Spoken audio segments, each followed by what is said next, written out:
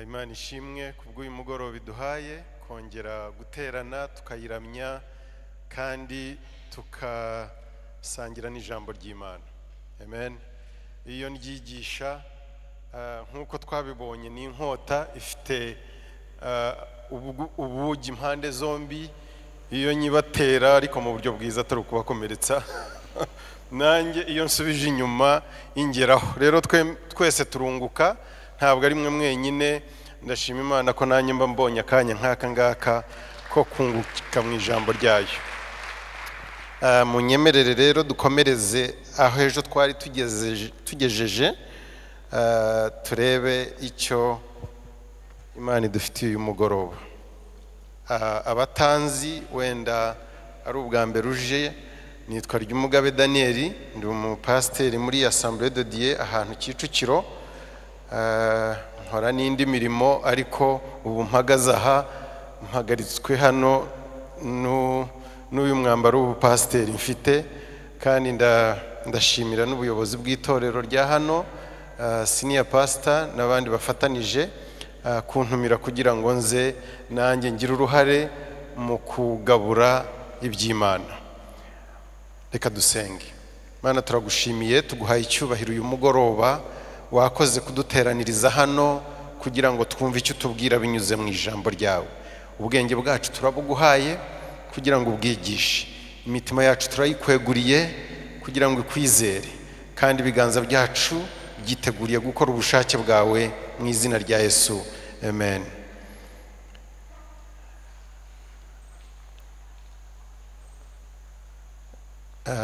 Mureke turebe muri Timoteyo wa kabiri, ibice bitatu, umurongo wa 16 n'uwa 17.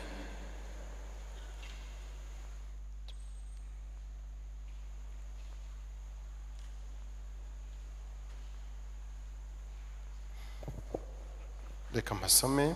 Timoteyo wa kabiri, ibice bitatu, umurongo wa 16 n'uwa 17 niho nshaka ko twibanda.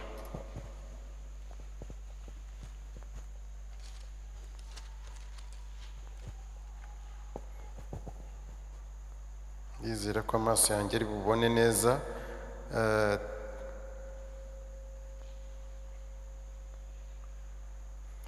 Umurongo wa 16, Timoteyo wa kabiri, ibice bitatu, umurongo wa 16 n'uwa 17. Haravuga ngo ibyanditswe byera byose byahumetswe n'Imana kandi bigira umumaro wo kwigisha umuntu no kumwemeza ibyaha bye no kumutunganya no kumuhanira gukiranuka, kugira ngo umuntu w'Imana abashyitse afite ibimukwiriye byose ngo akore imirimo myiza yose. Iki cyanditswe twakivuzeho umunsi wa mbere, ubwo hari ku wa mbere, tuvuga uburyo Imana yatanze ibyanditswe byera, yaduhaye Bibiliya dukoresheje amagambo y'uyu munsi. Uburyo Imana yaduhaye Bibiliya, ibyanditswe byera byose byaturutse ku Mana, byahumetswe n'Imana. Umwuka w'Imana aza ku bantu yakoresheje kwandika, bagera kuri 40, kwandika Bibiliya nk'uko tuyifite uyu munsi, igizwe n'ibitabo 66. Isezerano rya kera ibitabo 39, isezerano rishya ibitabo 27.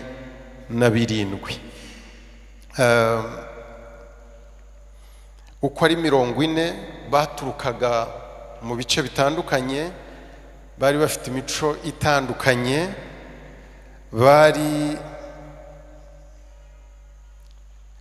bari bafite ubumenyi butandukanye,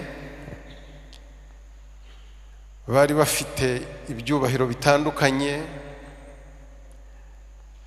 ariko Imana bose yarabakoresheje. Amen. Amen. Bamwe nka Mose bari abahanuzi, abandi nka Dawidi bari abami, abandi nka Matayo bari abakoresha b'ikoro, abandi nka Yohana bari abarobyi, b'amafi, abandi nk'aba Paulo bari abantu bize ibintu bya teolojiya, abandi nka Baruka bari abaganga b'inzobere, ariko bose Imana yarabakoresheje mu gutuma tugira Bibiliya uyu munsi. Imana ishimwe cyane. Imana ishimwe yari gushobora kuyiyandikira ubwayo, wenda igitabo kikava mu ijuru kikaza kikamanuka hano ku isi, ariko Imana ntabwo ari selfish, ntabwo Imana ishaka kwiharira, ishaka ko tugira uruhare natwe mu byikora. Amen. Uyu munsi yakabaye ihindura imitima y'abantu bose bagakizwa, ariko Imana ntabwo ishaka kwiharira, iri generous, ni inyabuntu ku buryo yifuza ko natwe tubigiramo uruhare. Niyo mpamvu ijambo riduhamagarira kujya guhamya Kristo, tugasanga abataramumenya tukababwira ubutumwa bwiza nabo bagakizwa, tukagira uruhare mu by'Imana. Imana ishimwe cyane. Ni bangahe bishimira kuba abafatanyabikorwa n'Imana? Ni amahirwe, ni umugisha ukomeye. Ikibazo ntabwo tubimenya ngo tubigenderemo, ariko Imana ntabwo yifuza gukora akazi yo yonyine nubwo ibishoboye, ahubwo yinvitinga umuntu, itumira umuntu kugira ngo aze bagire uruhare mu byo bakora. N'aba banditsi ba Bibiliya niko Imana yabakoresheje. Ntiyabakoresha nk'imashini, nk'amarobo, ahubwo ibaha icyo ishaka ko batanga, ibarekera uburenganzira bw'uburyo bagitanga. Isanga Yohana wari umurobyi, imuha ijambo, amagambo yayo kugira ngo ayandike. Mu gihe yayandikaga ariko ntiyamubwira ijambo ku ijambo, ahubwo iramubwira iti ndashaka urugero, ndashaka ko abantu banjye basobanukirwa ibyerekeranye n'urukundo. Irekera Yohana uburenganzira bwo gusobanura urwo rukundo mu magambo ye akurikije n'aho yari ari, kugira ngo abantu yari ari kumwe nabo icyo gihe barusobanukirwe. Amen. Isanga Paulo wigiye ku birenge bya Gamaliyeli, iramubwira iti ndashaka ko abantu banjye basobanukirwa ibyerekeranye urugero n'umugambi w'Imana ku byerekeranye n'agakiza k'umuntu. Paulo abishyira mu magambo ye y'ubuhanga yari asanganywe, arabiduhereza. Imana ishimwe cyane. Imana rero ntabwo yakoresheje abanditsi ba Bibiliya nk'amarobo, ahubwo yabahaye uburenganzira bwo gushyira ibitekerezo byayo mu magambo yabo, mu buryo abo bayahaga ayo magambo icyo gihe bayumvaga. Imana iza gukoresha amagambo yayo, ntabwo twari kuzapfa tumenya ibyo ivuze, ariko yaretse abantu nka bagenzi bacu bashyira ibyayo, amagambo yayo mu magambo yabo barayaduha. Kandi impamvu Imana yabikoze ibyo ni uko itashakaga ngo iduhe ijambo ryayo ribe inshoberamahanga kuri twebwe, kuko kuri yo nta nyungu bifitemo kuba yatanga ijambo Bibiliya ariko abirihaye ntibarisobanukirwe. Imana rero yarekeye uburenganzira abanditsi ba Bibiliya uko ari 40 mu gihe cy'imyaka 1600 bayanditsemo, gukoresha amagambo yabo n'umuco wabo na style zo kwandika zabo kugira ngo abiki gihe natwe tubyungukiremo. Imana ishimwe cyane. Niyo mpamvu nubwo atari byo ndi bwigisheho,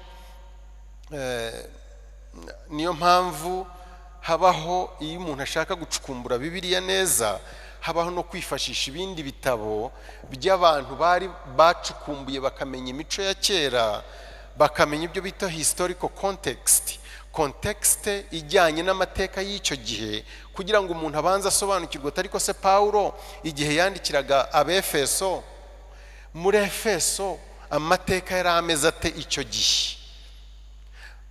Iyo bisobanukiwe byoroha cyane kubikura icyo gihe ukabizana uyu munsi.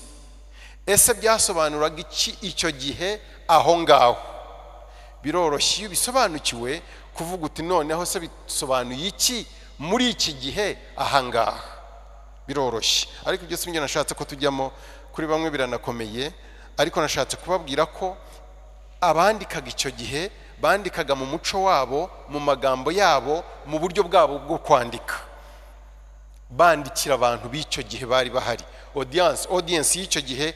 Ariko bitavuze ko iby'Imana yashakaga ko bisohoreza aho ngaho gusa, ahubwo natwe byari kutugeraho. Dufite akazi rero gasa naho gakomeyemo, kuko ntabwo tubyumva vuba vuba nk'uko ab'icyo gihe babyumvaga bari bandikiwe. Bidusaba twebwe kubanza gusobanukirwa n'impamvu ki Pawulo yabwiye abagore ngo batege ibitambaro bajye mu materaniro bitwikiriye, n'impamvu ki yababuzaga kuvugira mu iteraniro. Iyo tubisobanukiwe iby'icyo gihe, icyo gihe turabikurura tukabizana hano uyu munsi, tukabikuramo amakuru adufasha natwe muri uru rugendo rwa gikristo. Ariko icyo nashakaga kuvuga ni iki, nuko Imana yarekeye uburenganzira abanditsi ba Bibiliya kugira ngo bashyire ibyibahaye mu magambo yabo, bakurikije umuco wabo, bakurikije n'uburyo bwabo bwo kwandika. Imana rero yarakoze gukoresha abo bantu bagera kuri 40 kwandika Bibiliya dufite uyu munsi, natwe tukaba idufasha, idusobanurira, iduhishurira Imana, itumenyesha inkomoko yacu, itumenyesha inkomoko y'isi n'ibiyirimo, itumenyesha ikibi n'umwanzi Satani inkomoko, ikatumenyesha n'umugambi Imana idufiteho, ariko ikanatumenyesha n'ejo hazaza hacu. Amen. Ibibazo bitatu cyangwa bine bitatu cyane cyane abantu bakirana nabyo ni nkomoka he, mbereyeho iki, ndagana hehe. Ibyo ni ibibazo bitatu abahanga n'isi yose hori kirana nabyo. Twakomotse twebwe Bibiliya bisobanura neza inkomoko yacu. Ntabwo tukiri mu mwijima dushakisha inkomoko yacu. Inkomoko yacu ni muri Adamu. Bibiliya Luka yavuga Adamu, yavuga ibisekuruza bya Yesu, avuga Yesu akagenda akamusoreza muri Adamu, yamara kumusoreza muri Adamu akavuga ati Adamu w'Imana. Inkomoko yacu ni Adamu, Adamu w'Imana. Inkomoko yacu ni Imana, niho duturuka. Ibyo Bibiliya irabitwereka. Ikindi idufasha ni ugusobanukirwa impamvu, purpose yo kubaho, intego yo kubaho k'umuntu ni iyihe. Bibiliya igaragaza mu mubwiriza asoza igitabo avuga ati byose byarumviswe, ariko indunduro ya byose ni iyi ngiyi: umenye Uwiteka, umusobanukirwe, umuramye, muri make umwiyegurire. Tubereyeho Uwiteka, gutuma Uwiteka amwenyura, gutuma Uwiteka yishima, n'izindi ntego zindi ntari bujyemo. Ariko uyu munsi nubwo dufite izo ntego cyangwa iyo ntego ikomeye muri nka zingahe tubereyeho, ariko ntibirangirira hano, dufite niyo tugana. Aho naho Bibiliya irahatwereka ko hano atari iwacu. Pawulo niko bivuga, iwacu ho ni mu ijuru. Imana ishimwe cyane. Bibiliya rero ifite ibisubizo by'umuntu yibaza. Imana yarakoze gukoresha abo bantu ko ari 40 kugira ngo batumenyeshe ibyo bintu bikomeye gutyo. Munyemerere uyu munsi tujye dukomereza aho twashoreje ejo twashoje tuvuga ku bijyanye n'ibigereranyo tubona mu byanditswe byera. Imana ari ibiduha cyangwa abantu b'Imana, ibigereranyo bigaragaza ijambo ryayo. Kimwe mu bigereranyo twavuze cyangwa symbole cyangwa symbols, twavuze ko ijambo ry'Imana ari inkota. Turavuga ngo impamvu igereranywa n'inkota nuko inkota itwibutsa ko turi mu rugamba. Uyu munsi umukristo utazi ko ari ku rugamba uzahura n'ikibazo. Uzahura n'ikibazo kuko iyo umenye ko uri ku rugamba uhora witeguye. Ntabwo dushaka surprises, ntabwo dushaka elements of surprises mu bijyanye n'urugamba turiho. Tugomba guhora twiteguye ko turi ku rugamba. Ijambo ry'Imana n'inkota, icyo kigereranyo kitwibutsa ko turi ku rugamba. Icya kabiri, icyo kigereranyo cy'inkota kitwibutsa nuko ijambo ry'Imana risogota, rikinjira, rikagera mu ndiba y'imitima yacu, aho umuntu adashobora kugera. Imana iraryohereza iyo turyumvise, iyo turisomye, iyo turyize, iyo turyibwiyeho meditation, iyo turifashe mu mutwe, Imana irarikoresha igasogota. Ijambo ry'Imana rikinjira hahandi hihishe, hahandi hihishe, bwa bwoba buri indani umuntu adashobora kumenya ko buri muri wowe. Ijambo ry'Imana rikabutahura, rikakubwira ngo witinya, ndi Imana yawe. Imana ishimwe cyane. Kwa guhangayika ufite mu mutima wawe ukavuga utari ko se ndabahonte, ejo hanjye hameze hate? Ijambo ry'Imana ririnjira. Niyo utabibwira umugore cyangwa umugabo wawe muri kumwe mu nzu mu cyumba, ijambo ry'Imana ririnjira rigatahura ibyo umutima wawe wibwira, ibyo umutima wawe uhangayikiye, rikakubwira ngo guhangayika kwawe ntacyo bikumarira. Ntabwo ushobora no kwinguraho mukono n'umwe, santimetero n'imwe. Kubera iyo mpamvu rero wihangayika, ahubwo nyizera ko ndi Imana. Imana ishobora kugaburira inyoni zitahinga zitabiba, Imana ishobora kwambika uturabyo turi bubeho igihe gitoya, ntabwo yananirwa kukugaburira, ntiyananirwa kukwambika. Humura, witinya. Imana ishimwe cyane. Ijambo ry'Imana ririnjira indani, na bya bindi tutazi, usibye nuko guhumurizwa, usibye n'ibyo byiza ritugezaho, riranaducyaha, rikinjira nk'umucamanza, rikinjira nk'umushinjacyaha, rikagera mu mutima aho abandi bose bakureba bakavuga bati mbega intungane, ariko ryo rikinjira rikakubwira riti oya, hano hakeneye gukosorwa, ibi bintu bikeneye guhinduka. Ijambo ry'Imana rero ni inkota. Cya kabiri twabonye, ijambo ry'Imana ni indorerwamo, rigereranywa n'indorerwamo. Iyo yihagaze imbere ntabwo ikubeshya, ikubwira ukuri ku bijyanye nawe. Kiza cy'indorerwamo nk'uko nabivuze ejo, ntabwo igirya ruswa. Narababwiye ngo amafoto muri iki gihe dusigaye tuyakata tukayagira neza ku buryo ureba umuntu ukagira ngo Daniel nta n'agahera ajya agira ku mubiri, ariko indorerwamo iyo nyihagaze imbere gutya nkireba, inyereka uwo ndi we wese, uko ndi. Iyo ibinyeretse ibigira ngo ngire icyo mbikoraho, niba nshoboye kugira icyo mbikoraho.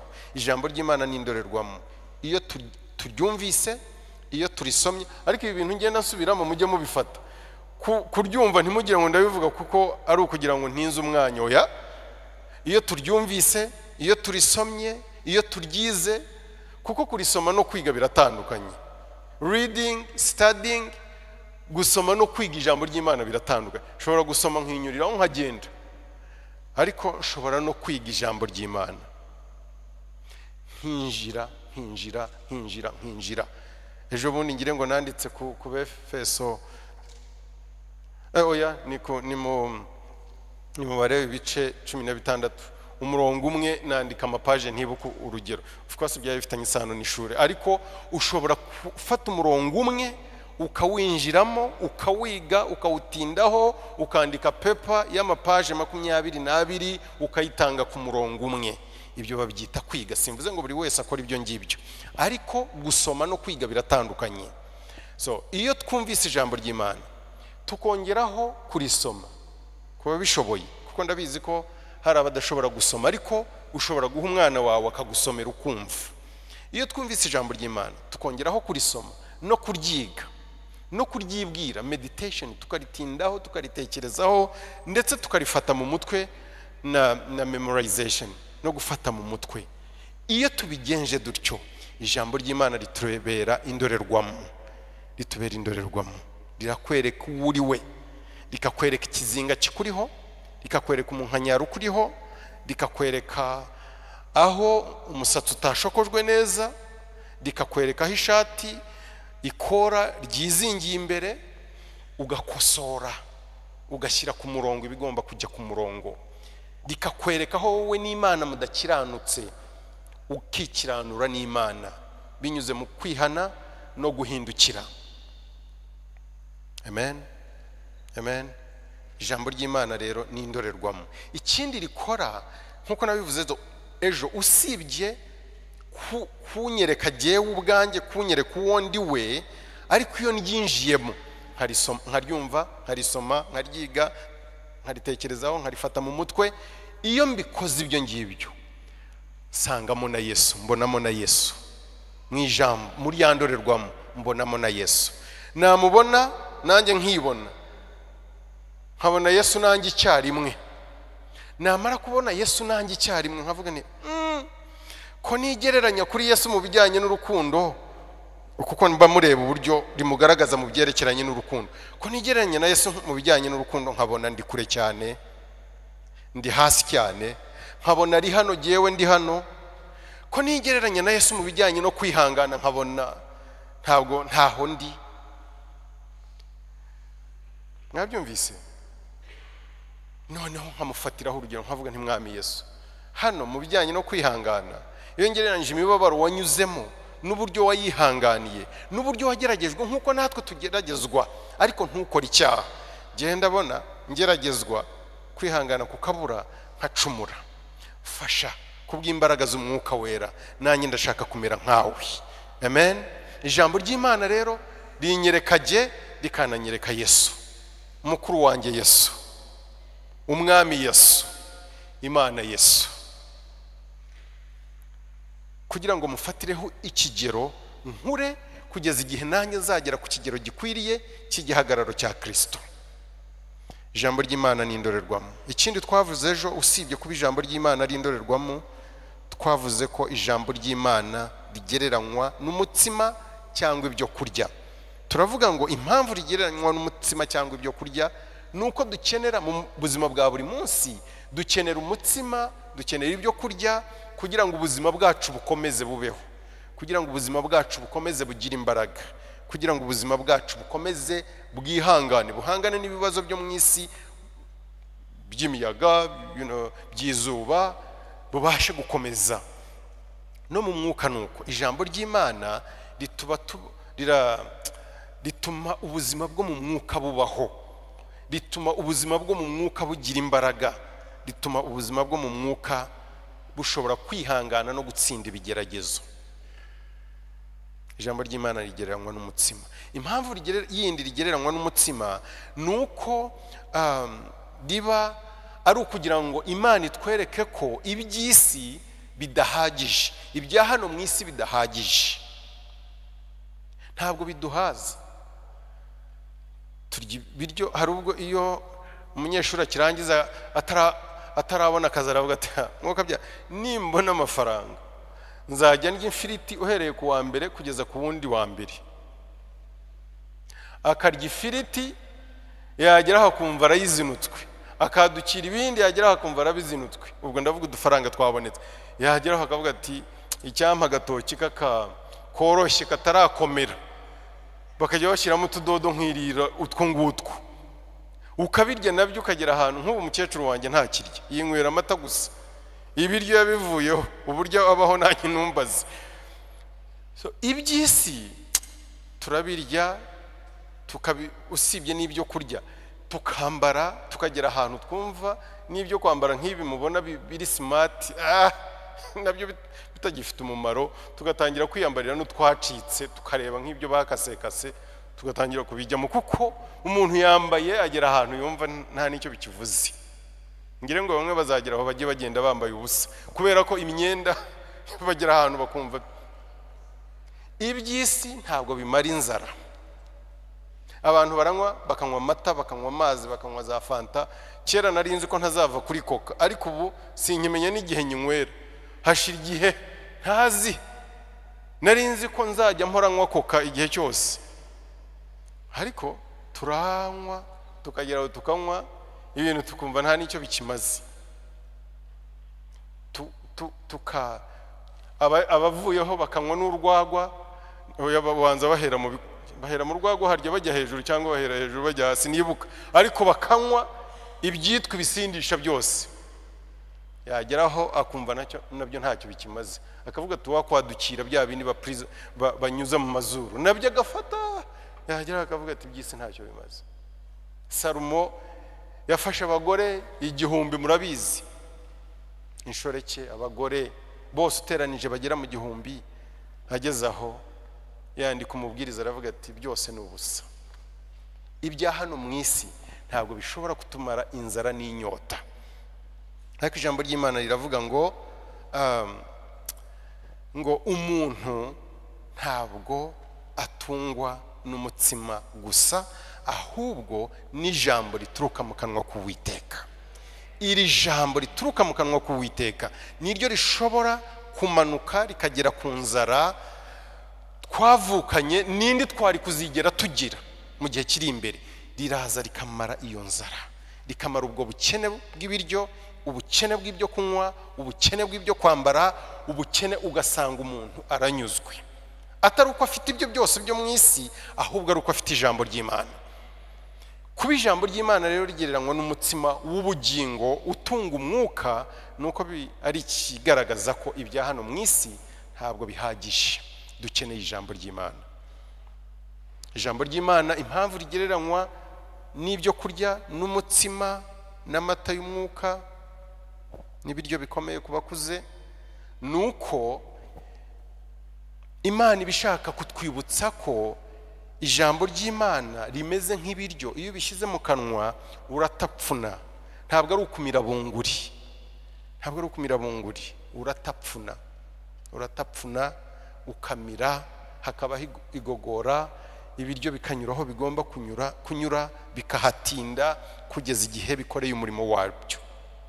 N'ijambo ry'Imana nuko tugomba kuritindamo, tukarisoma, tukaricukumbura, tukarirya, tukaritapfuna, tukaryibwiraho ijoro n'amanywa, nibwo ribasha kugira umumaro mu mubiri wacu,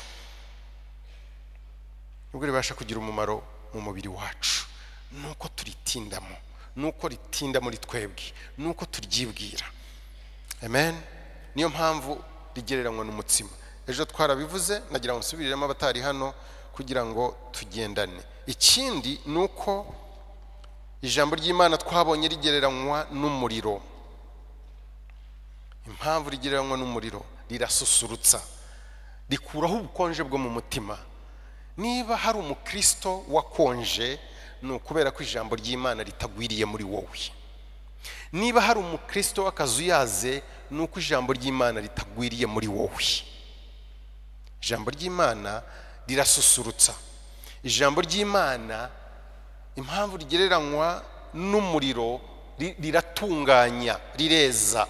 Umuriro iyo twitse amabuye y'agaciro bayanyuza muri rya tanura, aba ari ukugira ngo umuriro utwikeho ibitari zahabu cyangwa ibitari ifeza, niba nawe bayinyuzamo, kugira ngo igisohoka gitunganye. Umuriro, ijambo rigereranywa n'umuriro, riraza rikadutunganya. Niyo mpamvu Yesu yasengaga asaba se avuga ati, data ubezeshe ijambo ryawe, kuko ijambo ryawe ni ukuri. Ubejeshe ijambo ryawe, rize ritwike buri kintu cyose kitari cy'umwanda, cy'umurama, gitwikwe, inkamba zituvemo, hasigare iby'ukuri Imana ishima. Amen. Ijambo rigereranywa n'umuriro kubera iyo mpamvu yindi. Umuriro ariko ni na judgment, uratwika, umaraho ukongora ibigomba gukongorwa. Ntabwo mbitindaho, narabivuze. Ikindi twavuze nuko ijambo ry'Imana ngire ngo cyanyuma twaherukiyeho, nuko ijambo ry'Imana rigereranywa n'inyundo. Inyundo, impamvu rigereranywa nk'inyundo, nuko inyundo irasenya. Iyo abantu bubaka inzu, abubatsi barabizi cyane, ariko natwe turabizi ko tubona bubaka, kugira ngo bacunge ibuye, bariconge neza, rize gukwira neza muri fondasiyo uko rigomba kwinjiramo, barakubita bagakuraho twa tuntu twose bagashyiramo. Babona hari ikigisohoka hanze, bakongera bagaterura, bakongera bagahunda za nguni zose zijombana, za zindi ushobora kunyuraho gutya zigatema umuntu, bakazihonda n'inyundo bakamaraho. Ijambo ry'Imana riradusanga, rigahonda buri kantu kose gasongoye kica abandi, rikagahonda kakagushiraho, kamara gushiraho ugakunda ukaba umukristo muzima.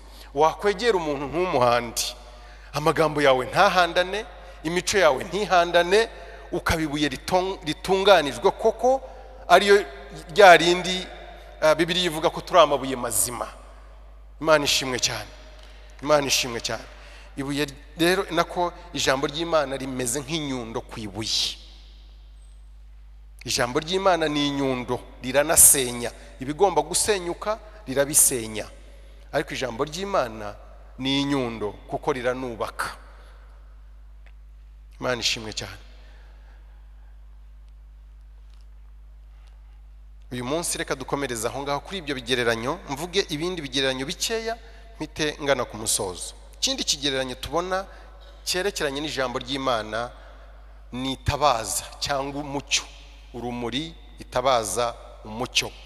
Iyo dusomye muri Zaburi 119 umurongo w'105, Zaburi 119 umurongo w'105, haravuga ngo ijambo ryawe ni itabaza ry'ibirenge byanjye, ni umucyo umurikira inzira yanjye.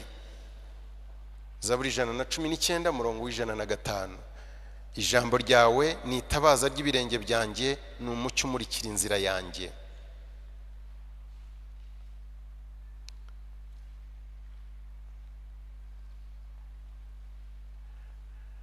Amen.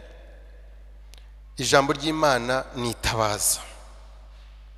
Iyo udafite ijambo ry'Imana biroroshye kugendera mu mwijima, biroroshye kugendera mu mwijima. Umuntu wese utagwije ijambo ry'Imana mu buzima bwe biroroshye, nako nta nubwo binoroshye, ni nacyo gikurikiraho, ni ukugendera mu mwijima. Iyi si ubwayo ifite umwijima uhagije, ntabwo ubuzima bwacu bwari bukwiriye nabwo kubabwamo n'umwijima. Ariko iyo ufite ijambo ry'Imana muri wowe ukagenda muri iyi si y'umwijima, aho ukandagiye hagenda hahinduka umucyo, aho ukandagiye umwijima urahunga, umucyo ukaza. Ntusitare ukabona inzira abandi batayibona, abandi bakagwa, ntugwe, kubera ko ijambo ry'Imana rigwiriye muri wowe.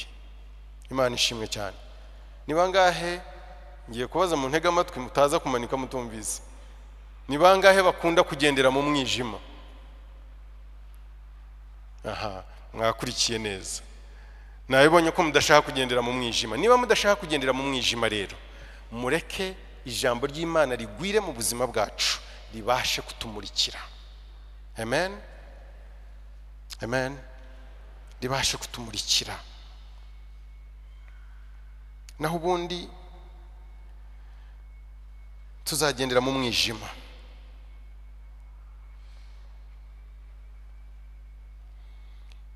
Icyo bitwigisha ni iki ngiki, nuko ntabwo dufata urugero nko mu nzu zacu. Abafite amatara mu nzu, aya ngaya ya rege cyangwa ya rege, aya mashanyarazi, iyo ufite ahantu ucanira ntucane, ntabwo uwo muriro waguze wishyuye ukugirira umumaro. Ugendera mu mwijima, ukagenda mu nzu yawe, wenda kuko haza inzira kunze gucamo, ushobora kugenda gutya ushakashaka, ariko n'ubundi ntabwo ugenda wihuta. Iyo hari intebe mu nzira ushobora kuyigonga, umwana yaba yibagiriwe igikinisho mu nzira ukakikubita hejuru. Umucyo ugira umumaro iyo itara ryacanywe. Iyo ritacanywe ntabwo umucyo uboneka. Iyo utasomye ijambo ry'Imana, cyangwa se ngo uryumve, nako utaryumvise ngo urisome, utarisomye, utaryize, utaryibwiye, utaritekerejeho, utarifashe mu mutwe, ntabwo wa mucyo utangwa n'ijambo ry'Imana ukugirira umumaro. Ushobora gutunga Bibiliya, wenda ukaba ufite izirenze n'imwe, ukaba ufite Ikinyarwanda, y'indimi z'amahanga, ukaba ufite Bibiliya ijambo ry'Imana, ufite na Bibiliya yera yo hambere, ukaba ufite KJV, King James Version, ukaba ufite Authorized Version, ukaba ufite verisiyo zitandukanye, Louis Sego n'izindi. Ariko kuzitunga utazisoma, kuzitunga utiga ijambo ririmo, kuzitunga udafata mu mutwe ngo uhore utekereza amanywa n'ijoro ku ijambo ry'Imana. Ntabwo umucyo w'ijambo ry'Imana ukumurikira. Umucyo ukora iyo wabaye switched on, iyo itara ryacanywe, ubwo ndavuga babandi bacana twa dutara, iyo ryacanywe, cyangwa se bacana amashanyarazi iyo wakanze kuri interrupteur. Iyo utabikoze ntabwo uwo mucyo ubitse muri ya ampure ukugirira umumaro utaracana. Ni ngombwa ko ijambo ry'Imana ryumvwa, risomwa, ryigwa, ritekerezwaho, rifatwa mu mutwe kugira ngo rikugirire umumaro.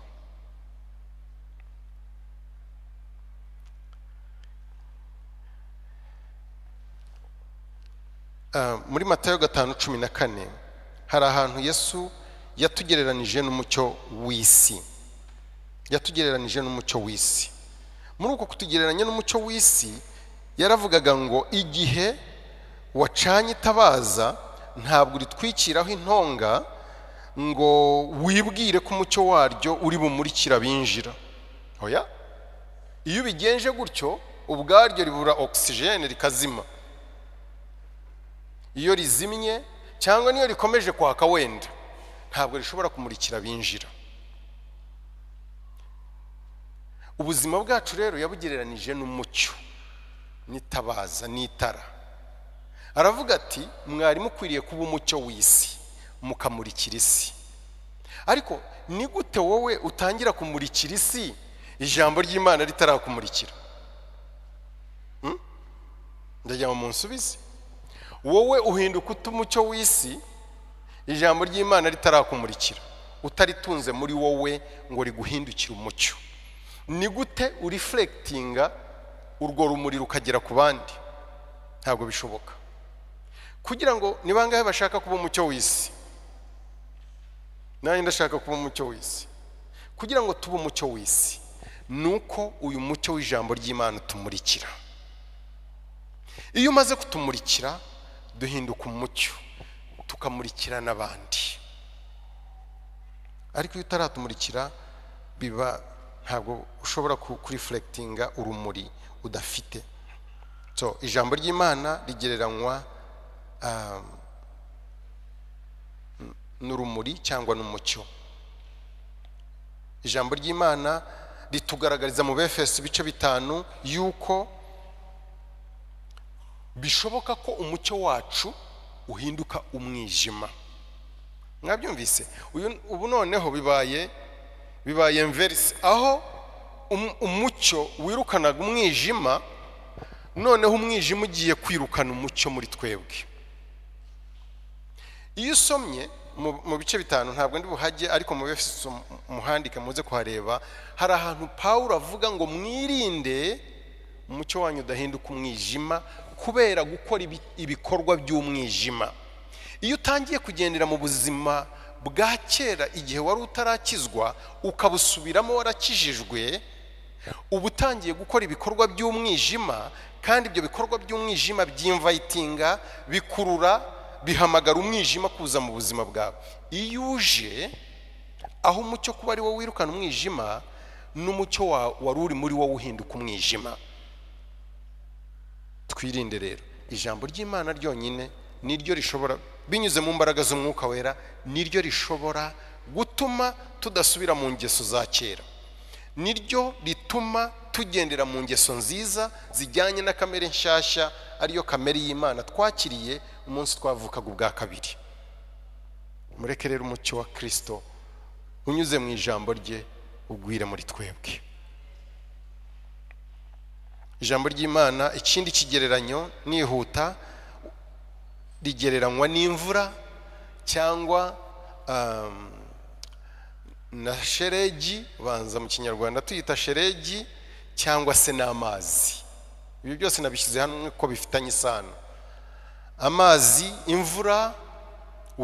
imvura cyangwa se urubura, sheregi cyangwa se amazi. Ijambo ry'Imana rigereranywa n'ibyo bintu uko ari bitatu.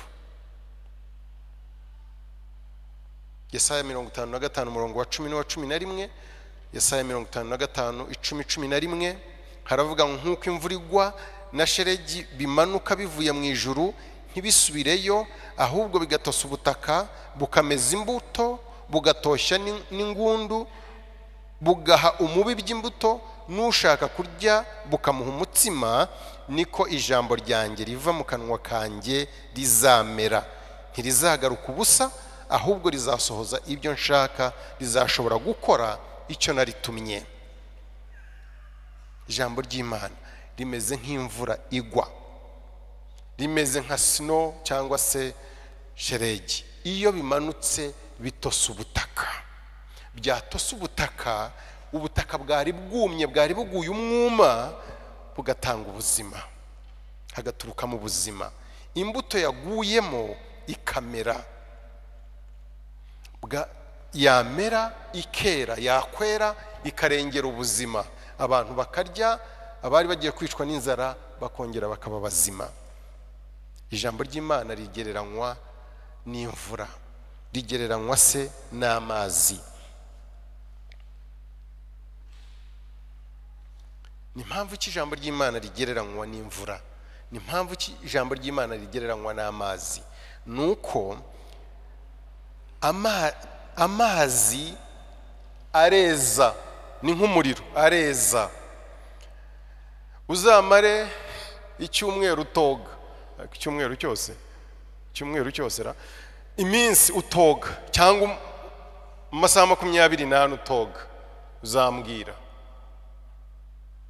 hazatangira kuvamo akantu kakuya muri wowe.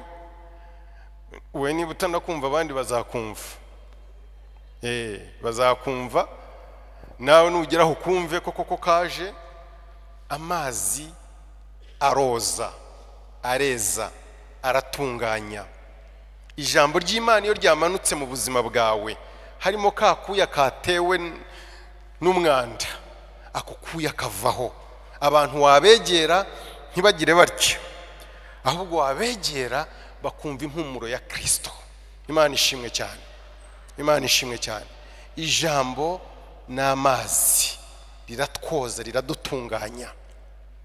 Ariko icya kabiri kubyerekeranye n'ijambo kuba rigereranywa n'amazi, nuko ijambo nk'amazi rirongera rigahembura, rirahembura. Umuntu wari uguye umwuma, wari ugiye kwicwa n'inyota, iyo yakubise amazi mu kanwa, ubuzima buragaruka, agarura ubuyanja. Murabizi muri iyi minsi hari izuba, ubushyuhe bwinshi cyane. Nabonye hanyura ibintu kuri za WhatsApp batubwira uburyo dukwiriye kunywa amazi, kurarana icupa ry'amazi iruhande rw'igitanda kugira ngo wihydrating, utaza gushiramo amazi. Ijambo ry'Imana iyo rije mu mutima no mu bugingo no mu buzima bwumye, rirabuhembura, bukongera bukagarura ubuzima. Imana ishimwe cyane. Ijambo ry'Imana rigereranywa n'imvura n'amazi. Iyi imvura iguye ku butaka bwumye, nariho ndeba muri Sudani, ndakeka ko ari ukuri, ntabwo nabihamye 100%, ariko nabonaga abantu basohora amapanu bakameneraho igi kubera ubushyuhe buhari, bakameneraho igi, ubushyuhe buka umureti ugashya kubera ubushyuhe, umureti ugashya kubera ubushyuhe. Iyo ugiye muri za West Africa niho wumva ku Rwanda dufite umugisha udasanzwe. Harubwo nigeze kujya muri za Niger, ariko za Niger za Burkina Faso njyayo kenshi. Nageze muri Niger bari icyo gihe muri 45 Celsius. Numva ndapfuye, ariko baho bakabona ni nibisanzwe kuko hari ubwo birenga. Karabaye ugasanga ubutaka n'ubutayu, ubutayu bwarumagataye. Iyo mvura imanutse rero ikagwamo, bwa butaka burahembuka, ubuzima burongera bukagaruka, ibinyabuzima bigahembuka birimo, ari ibimera, ari ibigenda, bigahembuka. Ijambo ry'Imana rigereranywa n'amazi kubera uko guhembura kwaryo rizana mu buzima bw'umuntu. Niba utagwije ijambo ry'Imana mu buzima bwawe, uzahembuka uti? Uzahembuka uti? Uzaga umwuma, uzicwa n'umwuma. Ese mwari mwasoma muri Bibiliya? Ndakeka ko mwahasomye. Haba ari mu Zaburi igice cya mbere, haba ari mu migani n'ahandi henshi hatandukanye, hatugaragariza ko abakiranutsi bakwiriye kumera nk'ibiti byatewe hafi y'umugezi. Ariko se uhinduka igiti cyatewe hafi y'umugezi, uhinduka igiti cyatewe hafi y'umugezi iyo urindiye amategeko y'Imana mu mutima wawe. Iyo bavugaga amategeko y'Imana, bariya Bisirayeli, bariya Abayahudi babaga bavuga Tora, babaga bavuga ibitabo bitanu bya Mose, cyangwa Tora muri rusange, isezerano rya kera, Bibiliya yabo. Amategeko y'Imana, Bibiliya yabo, kuko inshyashya yari itaraza, iyo wayibikiraga mu mutima akagwira muri wowe, wameraga nk'igiti giteye iruhande rw'amazi, ngo mu gihe cy'iki, mu gihe cy'izuba cyo kikomeza gutoha, mu gihe ibiteye kure y'amazi byo byuma. Umukristo akwiriye kuba ameze gutyo. Dukwiriye kuba dushoreye imizi yacu mu ijambo, ku buryo n'igihe cy'iki cy'izuba tutuma, ahubwo amababi yacu n'imbuto zacu bigumaho. Imana ishimwe cyane. Urundi rugero kubijyanye cyangwa ikigereranyo kubijyanye n'ijambo ry'Imana, ijambo ry'Imana rigereranywa n'imbuto, n'urubuto, seed, impeke, imbuto y'impeke, bitari imbuto basoroma bakarya, imbuto y'impeke nk'igishyimbo, nk'ikigori. Muri Mariko ibice 4 dusangamo umugani w'umubibyi. Umugani w'umubibyi ngo yarasohotse abiba imbuto ze, zimwe zigwa ku kara, zimwe zigwa mu nzira, izindi zigwa ku kara, izindi zigwa mu mahwa, izindi zigwa mu butaka bwiza. Izaguye mu nzira inyoni zirazitoragura, izaguye ku kara ubwo ni ubutaka buri hejuru y'urutare, ubutaka bukeya cyane, ngo kuko ari ubutaka bukeya zihita zishora imizi vuba vuba, ariko zigeze hasi zihura n'urutare ziruma. Izindi zigwa mu mahwa, amahwa araziniga, muri kwa gukura kwazo zirarumba ntizera imbuto, ariko zikurana n'amahwa, araziniga ntizera imbuto. Ariko izaguye mu butaka bwiza zera imbuto, imwe 30, indi 100, nako indi 60, indi 100. Ku murongo wa 14 muri Mariko 4 umurongo wa 14 haravuga ngo umubibyi n'ubiba ijambo ry'Imana. Ijambo ry'Imana rigereranywa n'imbuto ibibwa. Ku murongo wa 26 muri Mariko no 27, Mariko 4 26 ngire ngo na 7 aho haravuga ngo arongera arababwira ati ubwami bw'Imana bugereranywa n'umuntu ubibye imbuto mu butaka, akagenda agasinzira, akabyuka nijoro na kumanywa, n'imbuto zikamera zigakura atazi uko zikuze. Ijambo ry'Imana ni imbuto, ni imbuto. Ni mpamvu ki ijambo ry'Imana barigereranya n'imbuto? Ni ukubera ko kugira ngo ijambo ry'Imana rigire umumaro, nuko imitima yacu igomba guhingirwa, tukarima imitima yacu, ikabanza ikarima, ikoroha, ikarimwa. Amen. Ntabwo ushobora gufata imbuto ngo ugende ujye muri pasiparumu hano, ubwo ndavuga pasiparumu kuko mwe mutuye mu mujyi ntimuzi ibyatsi byo mu cyaro, ngo ugende muri pasiparumu uvuge unagemo imbuto ngo zizamera. Ntibishoboka. Niba ushaka ko aho hazamera urubuto, biragusaba kujya muri pasiparumu ugahinga, ugakubita, ukarimbura, ugacoca, ugakubita imizi, ugakunkumura ya pasiparumu, ukayimaramo, ugatongora, ugashyira hirya pasiparumu, ugasiga ka gace wahinze. Icyo gihe iyo ushyizemo urubuto ruramera. Impamvu ijambo ry'Imana rigereranywa n'urubuto nuko hagomba kubaho kurima. Ntabwo riza mu buryo buri cheap, mu buryo bworoheje, bisaba akazi. Ariko abakristo turabanebwe b'iki gihe, turabanebwe cyane ku buryo dushaka ko bahora batugaburira. Mbega dushaka guhora turi impinja kuri bibero. Tekereza, nigeze kubona umugabo ariko ni kuri televiziyo, sinamwegereye gutya, ariko ni ukuri ibyo birahaba, ntabwo ari amakabya nkuru. Umugabo akajya ku kazi, yabaga kwa nyina, yari afite nyina, akajya ku kazi agakora, yataha ngo yiyumvagamo ngo ko ari umwana, yataha akaryama muri cya beriso kinini, yari munini cyane, akanyura muri cya beriso nyina akazana bibero ati undi nawe akayishyira mu kanwa agatangira agakina kuri computer akikinira imikino bibero iri mu kanwa ubwenge bwe ngo bwamubwiraga ko ari umwana bibaho pe ibi nta bibaho hari abantu barindagiye nyine bahuye n'ibibazo niba ari iby'imitekerereze niba ari iby'abadayimoni niba ari iby'imyuka mibi simbizi ariko urebye cyane cyane biragana aho ngaho tekereza umuntu w'umugabo ujya akabyuka akajya ku kazi na pamperisi barazimwambikaga kugira ngo yiyumve ko ari umwana biberode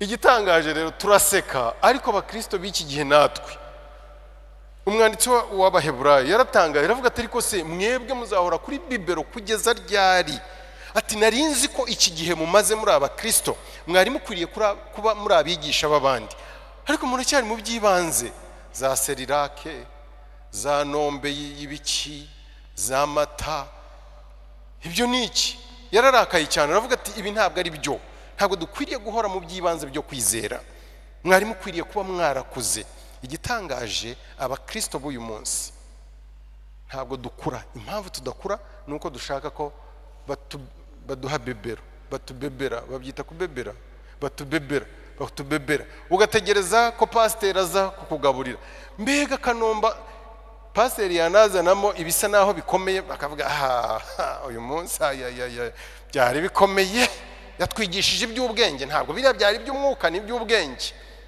mbega ukagira ngo iby'umwuka ni ibyorohereje ibyoroshye gusa inombi pire ibyo ni byo by'umwuka iby'umwuka ni uko pasiteri ahagarara hano agatangira akatubwira bene data rwose tuzajya mu ijuru mbega tukumva kuzajya mu ijuru ariko ntitwumve inshingano dufite hano ku isi yazana iby'inshingano ku isi ukavuga uti ariko pasiteri uyu munsi yigishije ibintu by'ubwenge bikomeye gusa ibyo ni byo by'umwuka ijambo ry'Imana risaba kurima rigereranywa n'imbuto kubera ko bisaba kurima ntabwo uzagira inyungu ukura mu ijambo ry'Imana nudashyiramo imbaraga ijambo ry'Imana rigereranywa n'imbuto kubera ko imbuto itanga umusaruro niba rije mu buzima bwacu Imana yiteze ko ryera imbuto umukristo uvuga ati jyewe soma Bibiliya guhera mu itangiriro nkagera mu byahishuwe ariko tukaba tutabona imbuto mu buzima bwe zijyanye n'ijambo ry'Imana uko gusoma k'uwo mukristo ijambo asoma muri Bibiliya ndagushidikanyaho wenda ajya muri Bibiliya agira ngo ayinspiring aho kuba ari imwinspiring ayihumekera aho kuba ari imuhumekera ayiyobore aho kuba ari imuyobora ayibwira iby'imubwira aho kuba ari imubwira ibyo igomba kumubwira agomba kuba ajya kuyisoma nabi kuko uyisomye neza yakabaye yera imbuto imwe 30 60 100 impamvu igereranywa ijambo ry'Imana rigereranywa n'imbuto ni iki kintu cya hano yabivuze ukuntu Mariko ku murongo uhera ngira ngo 27 igice cya 4 aravuga ngo ngo agace kanyuma kabyuka nijoro na kumanywa n'imbuto zikamera zigakura atazi uko zikura iryo jambo ngo atazi uko zikura by itself mbega zikikuza ni ijambo mu Kigiriki bita automatos ariho iry'icyongereza rituruka cyangwa iry'igifaransa automatic cyangwa automatic automatos bivuze ko niba wakoze akazi ko kurima ugakora akazi ko gutunganya umurima ijambo ry'Imana naryo rikabibwa mu mutima wawe ntabwo uzamenya uburyo rikura muri wowe rizahindura ubuzima bwawe utabizi utazi uburyo Imana ibigenza ariko Imana izabibikora we nukora ibikureba ukaryumva ukarisoma ukaryiga kandi ufite attitude nziza ndaza kubivuga nsoza ntabwo uzamenya uburyo ijambo ry'Imana rihindura ubuzima bwawe bizaba automatos muri wowe, bizaba automatic, rizaba rikura mbega ku bwaryo. Imana yo kubw'imbaraga z'umwuka wera izatuma iryo jambo rikura. Amen. Principle yo gukura ni igikorwa cyo gukura ni icy'Imana.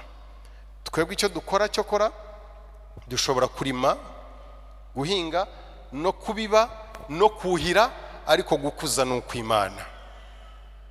Iyo wakoze ibyo bikureba, ijambo ry'Imana rirakura muri wowe, rigatangira rikera imbuto. Niyo mpamvu ijambo ry'Imana rigereranywa n'imbuto. Ikibazo rero, ese umurima ndawutegura, tuwutegura dute? Tuwutegura mu gusenga kugira ngo Imana yoroshe umutima wacu, tuwutegura mu kwihana, tuwutegura mu kuba expectant, twiteze koko ijambo ry'Imana niriza riri buduhindure, tuwutegura turi open, twemeye ko nitujya mu ijambo ry'Imana icyo riri butubwire niyo cyaba kinyuranije nicyo dushaka kumva turi bwumvire. Tuwutegura binyuze no kuba teachable, ufite ubushake bwo kwigishwa, kumva ukanahinduka. Dutegura umurima binyuze mu kugira umurava, kugira umwete. Iyo ubaye umunebwe, ijambo ry'Imana ntirigira umumaro muri wowe, ntabwo rigira umumaro muri wowe, ntabwo ryera za mbuto, ntabwo rikura ngo bibe automatos, ntabwo rikura iyo ufite ubunebwe. Ni ngombwa rero gutegura umurima wawe. Reka nihute ngana ku musozo. Ikindi kigereranyo tubona ijambo ry'Imana rigereranywa nacyo ni ubuki cyangwa ni ibinyagu. Ibishashara babyita ibiki? Ni ibinyagu? Ntabwo ari ibinyagu. Bya bindi biba mu buki, cya kintu kiba mu buki murakizi? Ndabizi ko bamwe mutarabona ubuki, mububona mu macupa. Ikimamara, icyo sinari nkizi n'ubwa mbere nyumvise. So ikinyagu, ikimamara, ikishashara, bya bintu byo hariya ijambo ry'Imana rigereranya ijambo ryayo, cyangwa abantu b'Imana muri Bibiliya bagereranya ijambo ryayo n'ibinyagu n'ibishashara n'ubuki. Reka turebe muri Ezekiyeli 3 umurongo wa mbere kugera ku wa 3. Ezekiyeli 3 umurongo wa mbere kugera ku wa 3. Maze arambwira ati, mwana w'umuntu, icyo ubonye ukirye, urye uwo muzingo, maze ugende ubwire inzu ya Isirayeli. Nuko mbumbura akanwa angaburira uwo muzingo. Arambwira ati, mwana w'umuntu, haza inda yawe n'amara yawe uyuzuzemo uyu muzingo nguhaye. Nuko mpera ko ndawurya, mu kanwa undyohera nk'ubuki. Mu kanwa undyohera nk'ubuki. Ijambo ry'Imana rigereranywa n'ubuki. Muri Zaburi 119 umurongo w'103, Zaburi 119 umurongo w'103 haravuga ngo amagambo yawe aryohereye ubu bugeni mu nkanka zanjye, arusha ubuki kuryoherera mu kanwa kanjye. Ijambo ry'Imana rigereranywa n'ubuki. Kubera iki ijambo ry'Imana rigereranywa n'ubuki? Kubera iki ijambo ry'Imana rigereranywa n'ubuki? Ni ukubera ko ubuki, iyo ugiye mu bihe bya Bibiliya, igihe bandikaga Bibiliya, ubuki n'amata niwo wari umugisha wo hejuru. Wari umugisha wo hejuru. Muribuka igihe Imana yakuraga Abisirayeli mu gihugu cya Egiputa, yavuze ko ibajyanye mu gihugu gitemba iki n'iki, amata n'ubuki. Muri make yaravugaga ngo ngiye mbajyanye mu gihugu kubaha umugisha. Ubuki buhagarariye umugisha. Ijambo ry'Imana niwo mugisha, umwe mu migisha Imana itanga uretse agakiza, kandi nako tukabona nyine binyuze mu murongo w'ijambo. Uretse agakiza, ijambo ry'Imana numwe mu migisha ikomeye umukristo ashobora kubona. Ijambo ry'Imana n'ubuki. Uko ubuki bwari buhagarariye umugisha icyo gihe, niko ijambo ry'Imana ritubera umugisha uyu munsi. ijambo ry'Imana ni ubuki.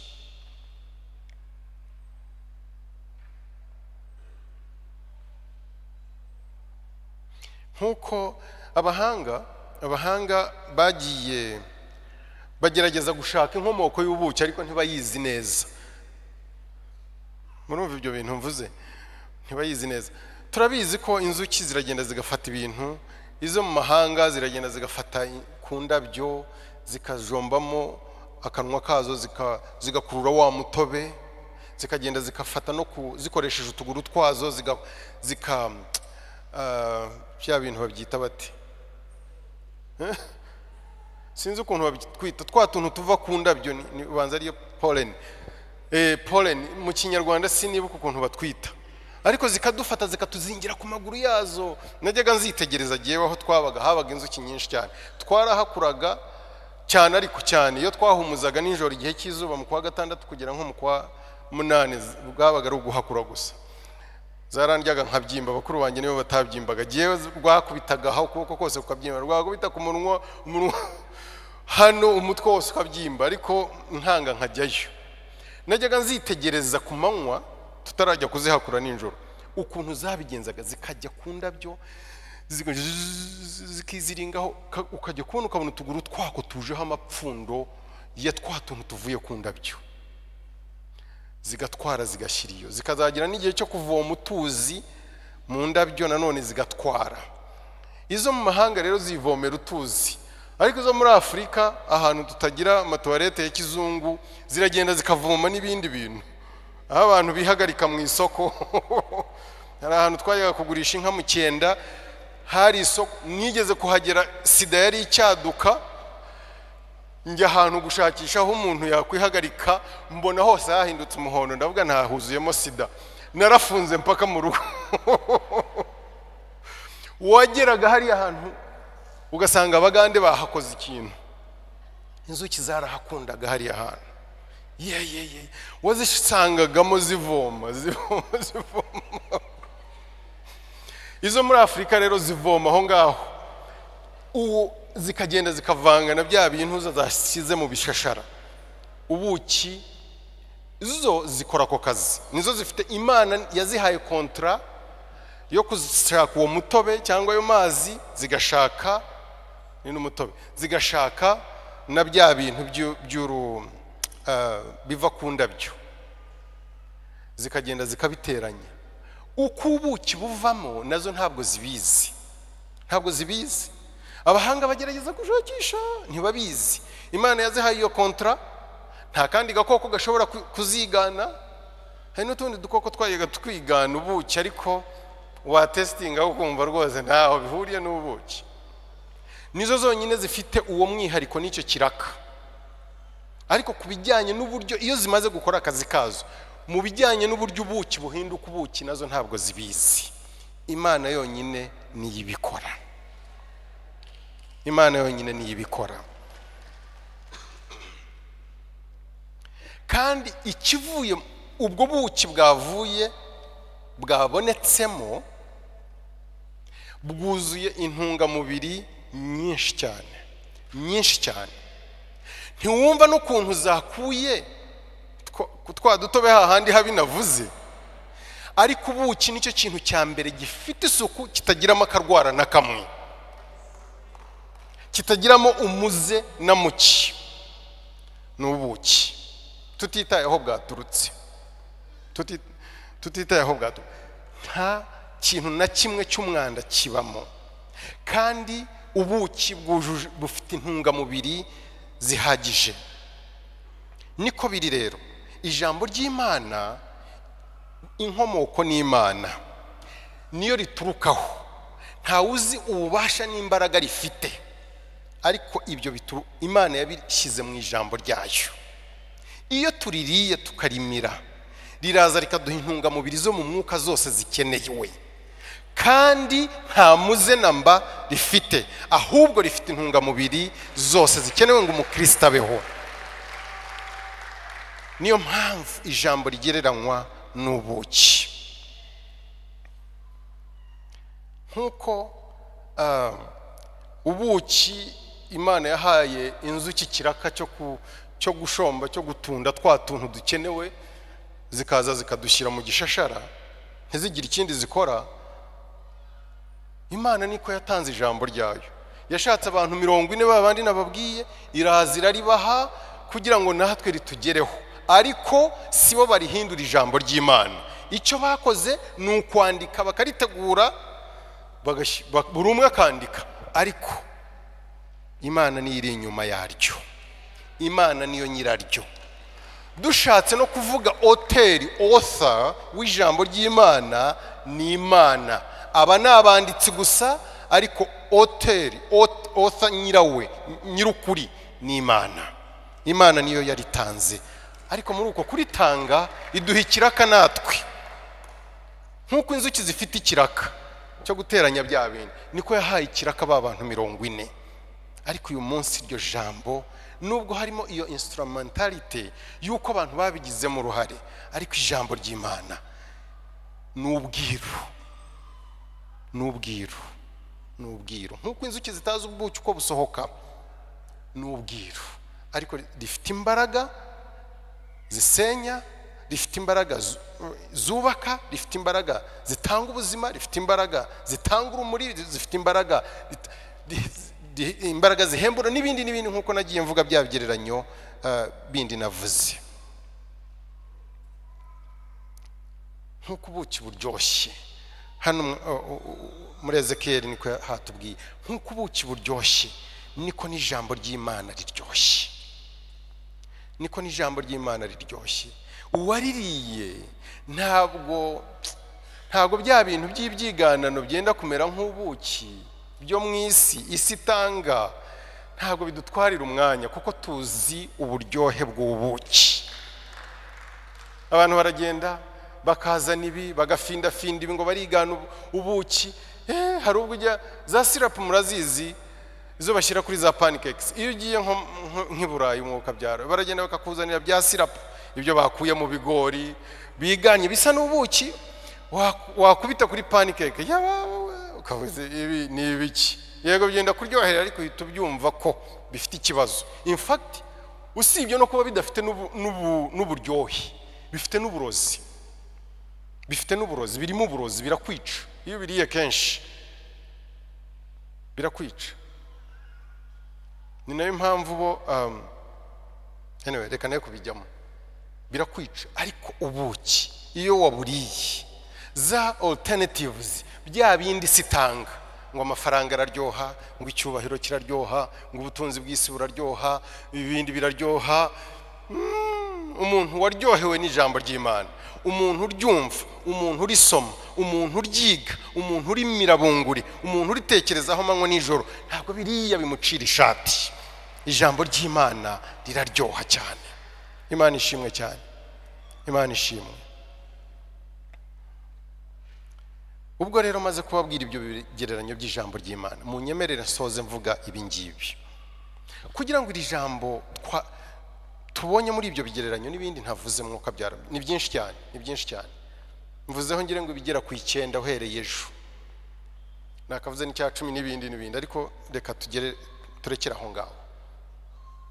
Kugira ngo iri jambo ry'Imana ritugirire umumaro, nuko dukwiriye kurijyamo tuzi ko atari nk'igitabo nk'ibindi byose. Nubwo turisoma nk'uko dusoma ibindi bitabo, ariko dukwiriye kurisoma nk'uko tudasoma ibindi bitabo. Mbega tukumva ko atari igitabo gisanzwe, kuko ntabwo gisanzwe koko. Ibitabo byo mu isi inkomoko yabyo ni abantu, ariko iki gitabo cyitwa Bibiliya, inkomoko ni Imana. Imana niyo nyiracyo. Iyo tukinjiyemo rero, haba mu kucyumva, haba mu kugisoma, haba mu kukiga, na bya bindi byose navuze, ugomba kukinjiramo uri expectant, witeze kuhuriramo n'Imana. Ugahura nayo mu kukubwira, ugahura nayo mu kubona ishusho yayo, ugahura nayo mu kugucyaha, ugahura nayo mu bundi buryo. Ariko ugomba kuba expectant, ukajya kubumbura Bibiliya uvuga uti niteze ko Imana ngiye guhura nayo mu ijambo ryayo. Iyo ugiyemo ufite iyo attitude, rwose ijambo ry'Imana rikugirira umumaro. Mureke dukure mu kumenya ijambo ry'Imana.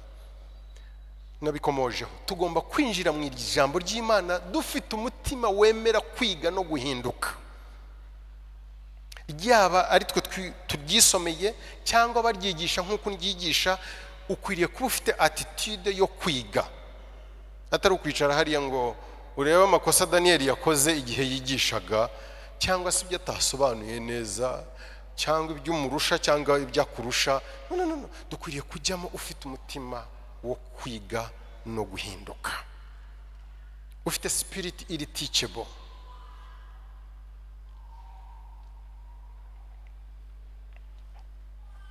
Muri Zaburi 119 umurongo wa 33 haravuga ngo Uwiteka ujye unyigisha inzira y'amategeko wandikishije kugira ngo nyitondere kugeza ku mperuka. Ujye winjira mu ijambo ry'Imana umeze nk'uyu mwanditsi wa Zaburi, uvuga uti Uwiteka ujye unyigisha inzira ya Bibiliya wandikishije, y'amategeko wandikishije kugira ngo nyitondere kugeza ku mperuka. Iyo winjiyemo mu ijambo ry'Imana ufite attitude, Imana irakwigisha. Mu byakozwe n'intumwa 17 umurongo wa 11, byakozwe n'intumwa 17:11, Paulo agera ahantu bitaga Iberoya, atangira kwigisha abaho ijambo ry'Imana. Bibiliya iratubwira ngo ariko abo bari beza kuruta b'i Tesalonika. Yagize Iberoya amanutse avuye i Tesalonika, ngo abo bari beza kuruta b'i Tesalonika kuko bakiranye ijambo ry'Imana umutima ukunze, bashaka mu byanditswe iminsi yose kugira ngo bamenye yuko ibyo yababwiye ari iby'ukuri koko. Mureke twinjire mu ijambo ry'Imana dufite umutima ushaka, ukunze kandi uryitondeye. Ikindi kidufasha kugira ngo tugire inyungu mu ijambo ry'Imana nuko tugomba kwinjiramo dufite umutima na attitude iri mu gusenga, iri prayerful, kandi twiteze kwishingikiriza ku Mana n'Umwuka Wera ko ari we uri budusobanurire. Ujyemo mu mutima, niyo waba udasenga gutya, kuko ntushobora kubumbura Bibiliya ngo usome unasenga uvuga Mana ndagushimye. Ntushobora kubikorera icyarimwe ngo bikundi, ariko attitude yawe mu mutima uvuga uti Mana ndashaka kunyigisha, Mana ndashaka kumpindura, Mana ndashaka guhura nawe mu ijambo ryawe. Mu mutima ari ukumeze, usoma ijambo ry'Imana umeze gutyo. Ikintu uvuga uti Mana ubumenyi bwanjye ni buke, ubuhanga bwanjye ni buke, ariko nizeye ko Mwuka Wera ari bumfashe gusobanukirwa ukuri. Icyanyuma tugomba kwinjira mu ijambo ry'Imana dufite ukwizera. Dufite kwizera. Mu Baheburayo 11 umurongo wa 3 hatubwira ko kwizera niko kutumenyesha yuko isi yaremwe n'ijambo ry'Imana, nicyo cyatumye ibiboneka bitaremwe mu bigaragara. Ibintu byose by'Imana tubihabwa mu kwizera. Ibintu byose by'Imana bitugirira inyungu kubera twizeye. Ni ngombwa kwinjira mu ijambo ry'Imana dufite ukwizera, twizeye ko Imana iduhindura kubw'imbaraga z'ijambo ryawe, twizeye ko Imana duhura nayo, atari ukuba expectant gusa, ariko harimo no kwizera n'ibindi. Munyemereze nsoreze aho ngaho. Ijambo ry'Imana ni rigari cyane pe, ni rigari. Ubu mvunguyeho akantu ntazi n'uburyo nakagereranya, ariko nizere ko muri iki gihe by'Imana yashakaga, muri iki gihe cy'iminsi 3 Imana ibiduhaye birahagije. Ibi nitugenda tukabishyira mu bikorwa, abandi bigisha bazaza, ibi byamaze kutugirira umumaro, nabo bongereho. Kandi uko dukomeza guterana no gusoma ijambo ku giti cyacu no mu ngo zacu, Imana izagenda yongeraho. Ibi nibyo byari ibyo Imana yateganije muri iyi minsi 3, mu byakire. Reka dusenga Imana. Mana turagushimiye, warakoze ko wandikishije ijambo ryawe kugira ngo Mwami n'ab'iki gihe natwe turibone, turisome, riri mu Kinyarwanda. Warakoze gupreservinga, kurihisha, kuririnda kugeza uyu munsi mwami natwe twaba tukirifite, nubwo habayeho kurirwanya kenshi, ariko ijambo ryawe kuko ryaturutse kuri wowe ntabwo umwana w'umuntu ashobora kurirwanya ngo aritsinde. Niyo mpamvu n'uyu munsi turifite, kandi mwami rigihindura imitima yacu n'abari barananiranye.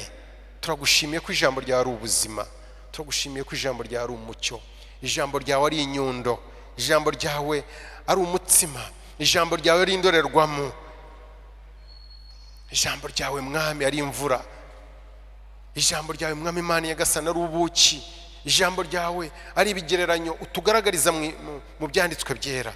Turagushimiye mwami ko ibyo bigereranyo byose bitugaragariza umumaro w'ijambo ryawe mwami. Igihe twigaga hari icyo wakoze mu mitima yacu, ariko n'igihe turi buve hano hari icyo uri bukomeze gukora mu mitima yacu. Sengeye abene data, abavandimwe muri Kristo Yesu, kugira ngo ijambo ryawe nk'uko rimpindura nabo ribahindure, nk'uko ribahindura nanjye rimpindure, mu izina rya Yesu Kristo umwami wacu, amen.